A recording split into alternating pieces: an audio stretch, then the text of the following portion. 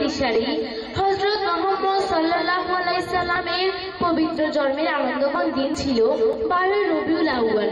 তিনি এসেছিলেন প্রথমষ্ট মানুষকে সত্যের পথে দিশা দিতে, মিথ্যার পথের অন্ধকার থেকে আলোর পথে পরিচালিত করতে। তার আগমন পৃথিবীর সবচেয়ে গুরুত্বপূর্ণ ঘটনা। তার আবির্ভাব সুস্থ সুন্দর নির্ভীক বিজয়ের স্মারক। তার আগমনে আমরা পেয়েছি ইহকালীন শান্তি ও পরকালীন মুক্তির দিক নির্দেশনা।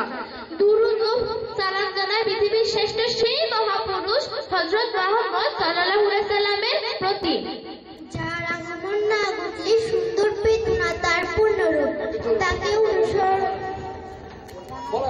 তাকে অনুসরণ করলে আল্লাহ ভালোবাসা পাওয়ার একমাত্র মাধ্যম। ইহকালে শান্তি, পরকালে মুক্তি তাকে অনুসরণ করলেই পাওয়া যাবে। আল্লাহ রাব্বুল আলামিন বলেন, হে নবী, লোকদের বলে দাও, তোমরা যদি সত্যি আল্লাহকে ভালোবাসো তবে আমাকে অনুসরণ করো, তাহলে আল্লাহ তোমাদের ভালোবাসবেন এবং তোমাদের গুনাহসমূহ মাফ করে দেবেন। শুনবো উপস্থিতি এবারে ইসলামী ত্রিভুবনের প্রিয়